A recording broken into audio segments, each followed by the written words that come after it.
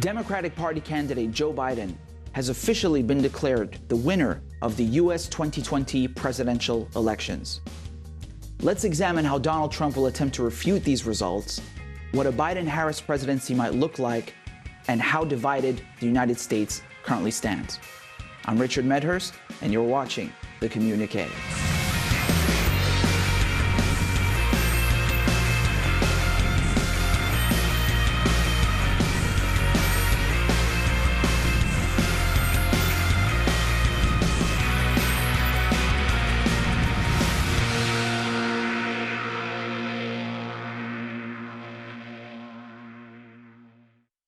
It's been several days now since Americans have finished casting their ballots in the 2020 presidential elections. Voter turnout has been absolutely record-breaking, with numbers surpassing those of 2016 and set to be the highest in modern American history, according to the latest projections. After election results were dragged out over several days with no clear winner in sight, finally, 4 days after the polls closed, all the major networks finally called the presidential race in Joe Biden's favor. He won the state of Pennsylvania, which got him over the 270 electoral votes needed to secure the presidency. Vice President-elect Kamala Harris was also seen phoning Joe Biden to tell him that they had won the presidency and the race to the White House. We did it. We did it, Joe. You're going to be the next president of the United States. After securing the win, President-elect Joe Biden then went out to address his supporters. The people of this nation have spoken. They've delivered us a clear victory, a convincing victory. I pledge to be a president who seeks not to divide, but unify. Several foreign leaders and dignitaries also went on to congratulate Joe Biden on his win, including British Foreign Secretary Dominic Raab, Canadian Prime Minister Justin Trudeau, and former Vice President Barack Obama. On the night of the election, Donald Trump went on a series of tirades on his Twitter claiming that he had won the election, that the election was being stolen from him. He then went out to give a short speech, again, declaring himself the winner. For the good of this nation, this is a very big moment. This is a major fraud in our nation. We want the law to be used in a proper manner. So we'll be going to the U.S. Supreme Court. We want all voting to stop. We will win this, and as far as I'm concerned, we already have won it. So I just want to thank... Now, even after the news that Joe Biden has won Pennsylvania and has gotten over 270 electoral votes, he still refuses to concede and insists that he has won the election. The Trump campaign actually went on to file several lawsuits in these battleground states, including Pennsylvania, Georgia, and Michigan. Now, whether Donald Trump is able to alter the results of this election in any substantial way through these lawsuits is yet to be seen. States have a safe harbor period of 35 days for them to all individually report their results to Congress before December 8th. The United States is currently very divided. In these last battleground states, the margins between Trump and Biden were razor thin, hence why it took so long to actually count all the ballots. Moreover, Trump supporters have been protesting in some states for votes to stop being counted. In other states, they've been protesting for votes to continue to be counted. Many of them echoing this claim, repeating what Donald Trump said, that the election is being stolen from him. I'm joined by Dr. Merendi, who's a professor at the University of Tehran. Hi, Professor. Thank you for taking the time. Hi, Richard. Thank you for having me. Professor, what are your initial thoughts on the election results and President-elect Joe Biden? Well, it depends on how we look at it. The whole election process is extraordinary. And the way in which the media is shutting down Trump and his supporters is unprecedented. And if it was any other country other than the United States or other than some Western European country allied to the United States, there would be outrage. So I'm just wondering how far I can go right now and discussing this with you, even on your show. So that is one important element regardless of whether there was fraud or not and how much fraud there was, the very fact that Twitter, Instagram, Facebook are shutting down dissent is sort of cheating in itself. I mean, they've been doing it before the election and afterwards. And of course, Trump himself using the federal mail service and trying to slow down the process of ballots coming in through mail, that itself is a form of cheating. But the accusations that are now being made, although we're not hearing it even on Fox News, we have to see. We have to see how true they are, how extensive they are. But the very fact that even Fox News has distanced itself from Trump is saying a lot about the nature of the, shall we call it, the deep state. But in any case, with regards to Biden himself, Biden is very similar to Trump. When we look at our region, Biden supported the Iraq War. Biden was alongside Obama when the Saudis were allowed to destroy Yemen and the Americans gave the green light. Biden was the vice president when Libya was destroyed. And of course, the dirty war in Syria was led by the United States. Of course, Turkey, Saudi Arabia were now at odds with each other, but back then, along with the Israelis and others, were working together to support the extremists in Syria. So Biden is not exactly the benign, friendly old grandfather that he's depicted to be by some.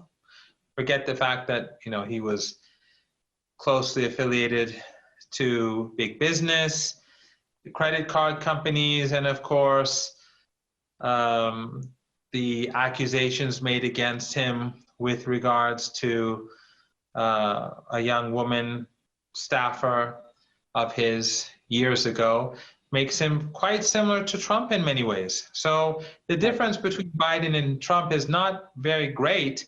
The only difference is that Trump is more ugly in his language and behavior, but he seems to have dementia. Professor, I just want to rewind the clocks back a second. In 2009, in the elections in Iran, we also heard the opposition putting forward allegations of fraud.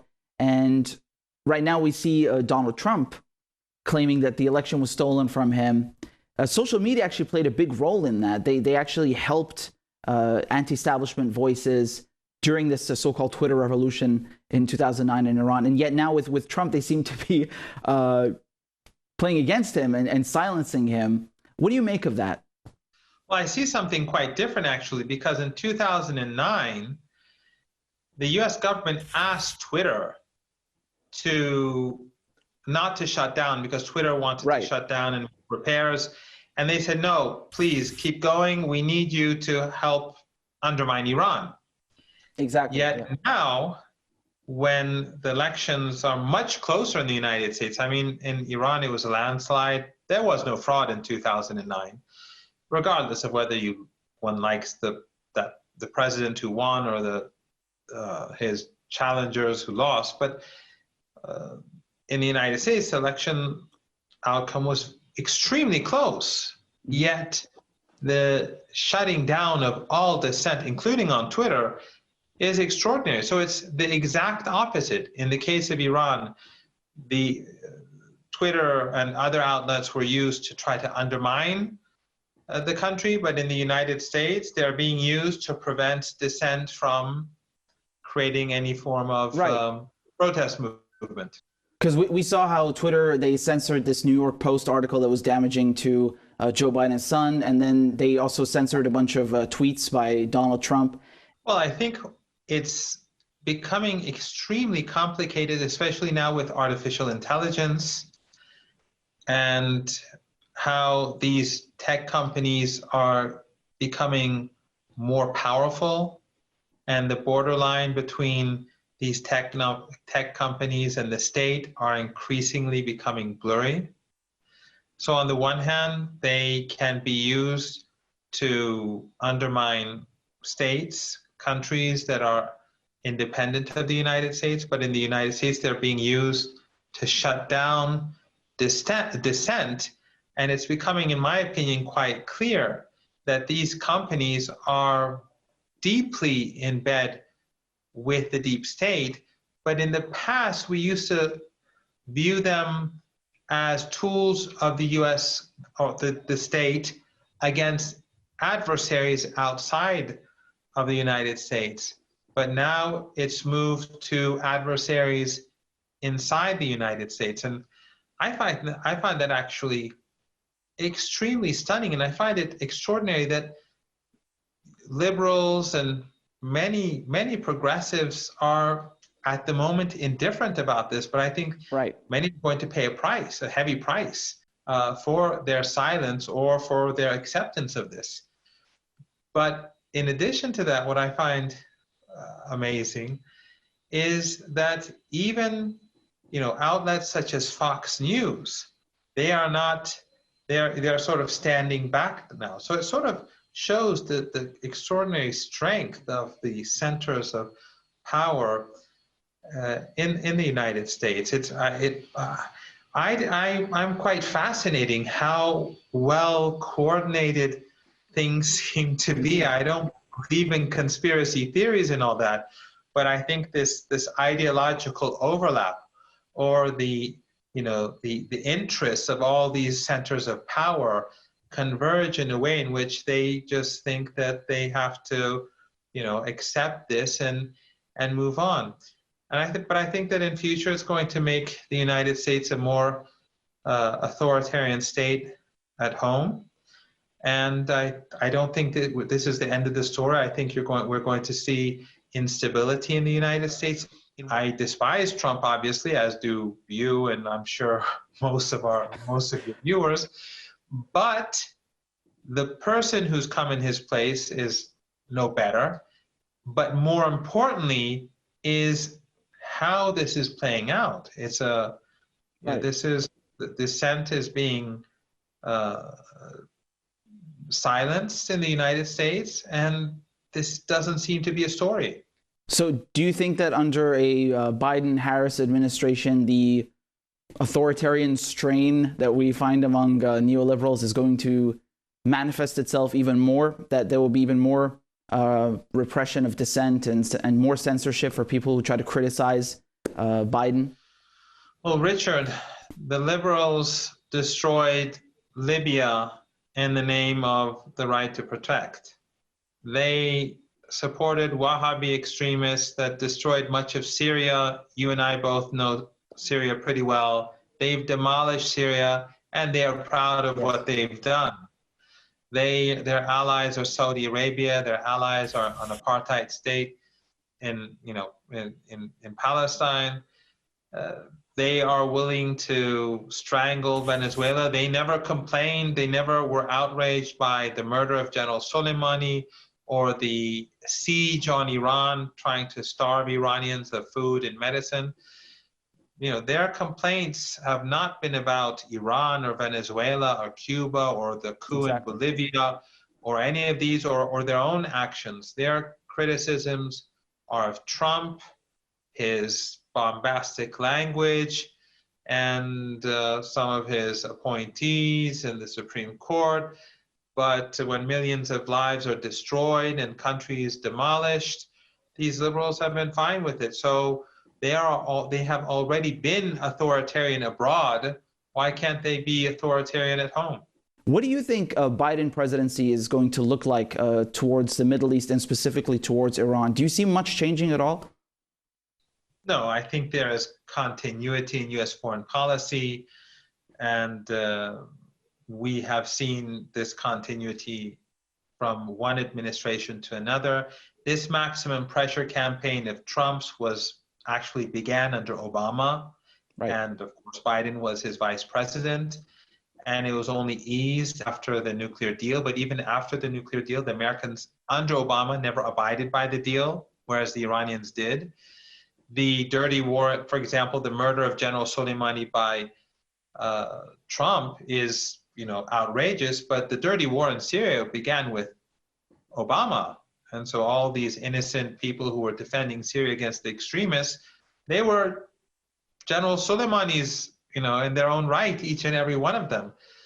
So I don't see any difference. There will be a difference in tactic, and the United States is much weaker today after this election. Its soft power, demolished because we're seeing how it's conducting itself, and its regional allies are weakened across the board. Right. So the United States is a diminished power compared to what it was before. I'm not saying it is no longer a power, but it is going to be much more difficult for it to maintain its hegemony as time goes by. And I think this was an important footnote in that process. I don't see a great future for Saudi Arabia. I think Erdogan is going to have many problems. I think the Emirates is facing difficulty. All these allies in this, and Europe is in trouble. The world is changing fast, Richard. I think we're moving towards not a new global order. I think we're moving towards greater chaos and disorder, right, which is a good thing and a bad thing, because the old order was very bad. So it's good to, be freed of that. But disorder, it's not necessarily a good thing either. Excellent. Thank you so much for joining me, Professor. I really appreciate your time. Stay with us. We'll be right back with the program after this short break.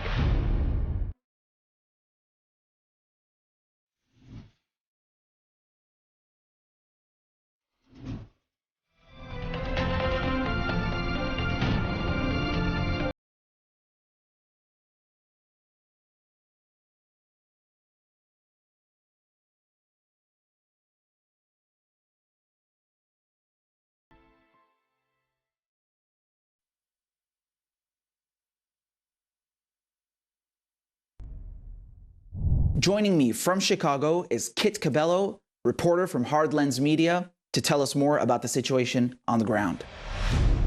Can you tell us a bit more about the social unrest that's going on? Because obviously the oligarchs and the ruling elites, Wall Street, they're unfazed by the result of the election, but there's a lot of social unrest. So could you tell us a bit more how the situation is on the ground? Well, the protests aren't going to go away, but will they be covered as much? Because again, with Trump, it's easy for the media to spin certain things because he's somebody who doesn't know how to shut his own mouth, and he always thinks that he's in the right. When we look at the social unrest, just because Biden's president doesn't mean it's going to go away. Will the media cover it as much is yet to be determined, and what actions Biden and his administration will do to help out families is very important. I mentioned this before. 60 million Americans right now are on unemployment. Also include those that are underemployed or no longer recognized by the unemployment system. So maybe we're looking at 70 or 80 million. It's not fair to say those numbers, but the current numbers are at 60 million. Right. 30 to 40 million Americans are at risk of being evicted from their homes. You have an economic crisis as well. You also have the fact that we're still dealing with this virus and there's no Medicare for all. This is a perfect storm that's brewing, plus the ever-growing threat of climate change.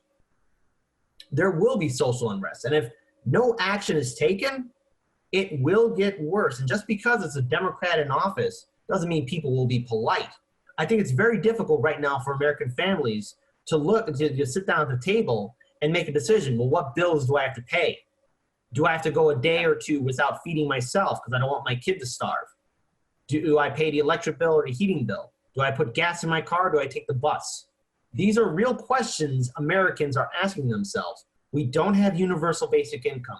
We don't have Medicare for all. A lot of Americans my age and younger are struggling with 50 to 100 to 200 to, dare I say, maybe even $1 million of student debt because we don't have affordable college. This is a boiling pot, and it's going to explode. And just because Trump or Biden, whoever sits in office, the problem isn't going to go away, but the establishment thinks that maybe if they do certain rules here or there, or they pass certain policies here and there, everyone will behave themselves. What we're seeing, thanks to everything that we saw was COVID, the neoliberal lies that we've been shown or presented to Americans for years, it's a lie. It doesn't hold up. Nothing is working, and the system is failing. So what we can see is eventually more protests, but I think we'll see the activists, community organizers, the protests die down just for a little bit because everyone's going to go to brunch because the orange Trump bad guy is gone. Exactly. But just because he's gone doesn't mean that the problem is gone as well, because a system that made Trump is still here. It's just got the friendly old man face of Biden with his good sidekick, Kamala Harris. They don't care. These politicians could have done something years ago, but they chose not to.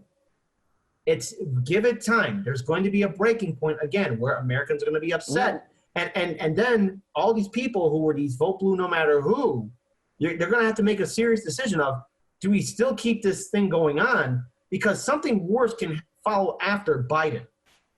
After Obama, we got Trump. What does that say also about the House and Senate races? Because Mitch McConnell has said that even if Biden wins the presidency, he's going to wreak havoc and essentially block him from just putting in whoever he wants. So what do you make of this situation in terms of having a Biden presidency with a Republican GOP Senate for the next 4 years, or for the foreseeable future at least? We're dealing with a divided House again. And what's going to change? Nothing. It's just going to be division, division, division. And all the while, when Americans are asking, hey, what are you going to do? A response from the Biden administration is the Republicans won't let us do anything. The Republicans won't let us do this or that. And it's the lack of courage. And again, this is Biden, a pragmatic central neoliberal Democrat, similar to Obama. They will compromise to the Republicans and to their demands. And they won't really push back. But the average liberal voter, the blue check marks, the media pundits will say, well, there's nothing Biden can do. And McConnell, I'm not surprised with his response. That's what he does. And to your viewing audience, our politicians here in the United States don't care about us. Yeah, there's a handful here and there, but it's not enough to make a difference. And unless the American people step up and end this abuse that's happening to us, McConnell's going to play his game. The Biden administration will make excuses, and nothing will fundamentally change. Earlier, I also spoke with Craig Jardula, who's in Los Angeles and covered the Democratic primaries extensively, specifically on the issue of election integrity. Donald Trump, on the night of the election, he gets out there and he says that he's going to take this to the Supreme Court. He can't go directly to the Supreme Court, can he? How does the process work? Could you explain that to us? No, he cannot. The federal government doesn't control elections. It's controlled by the state. It's on a state-by-state process. And then it goes to a county-by-county process. So he can't just go directly to the Supreme Court. I don't know what tricks he does have his sleeve. I think he was just saying that to give his support, his base, some calmness there, thinking that they just got an elected, a Supreme Court nomination into the court, that would be the fix, but it won't. And Michigan has already said, no, we're not going to get ourselves involved with any election scam right now. A judge already denied, his lawsuit, so now he's got to go higher. Citizens of a democracy, they want to care about election integrity. They strive to have free and fair elections. And the problem is now you have Democrats accusing anyone who's questioning or scrutinizing the democratic process of being a Trump supporter. I mean, this is completely absurd. So they've tried to chastise anyone who even remotely raises this issue. And this was happening during the primary. Is that correct? Yep, it was happening during the primaries too as well. I mean, nobody wanted to hear this stuff. Anytime we talked about these things, that was a right-wing talking point. That's a Putin talking point. You know what I'm saying? It's either one of those two. I mean, right now, I guess it's better to be smeared as a Trump supporter than it is a Russian apologist or Putin supporter.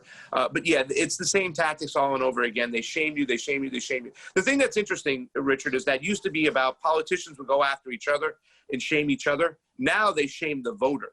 Now they have this whole mechanism in play, and this is the Democratic establishment playbook. And they really do prey on the what I call the neo-progressives' emotions. You know what I'm saying? Where they just don't think logically; they think emotionally. They think they're doing something that's compassionate. And once again, to them, the ends justify the means. So, in fact, today, I mean, I should be wearing all black on your show because democracy is dead, and I don't see you seeing any help from the progressives at all on this situation. I mean, and we're all going to be, a lot of people are going to be politically homeless right now, even more than they already are, because there's just no way out of this. So while I'm glad to see Trump gone, I'm not so confident about what a Biden presidency, a Harris presidency means.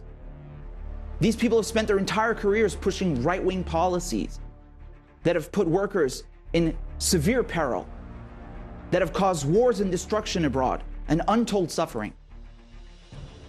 One thing is guaranteed. The the interests of the top 1% of the oligarchy, they will be looked after. They will be taken care of. Now, whether the working class in the United States is able to mount a successful opposition against the duopoly, against the 1%, against the crooks at Wall Street, whether we see a real vigorous anti-war movement, remains to be seen. I, for one, won't be holding my breath. Thank you for tuning in. I'm Richard Medhurst, and this is the Communiqué.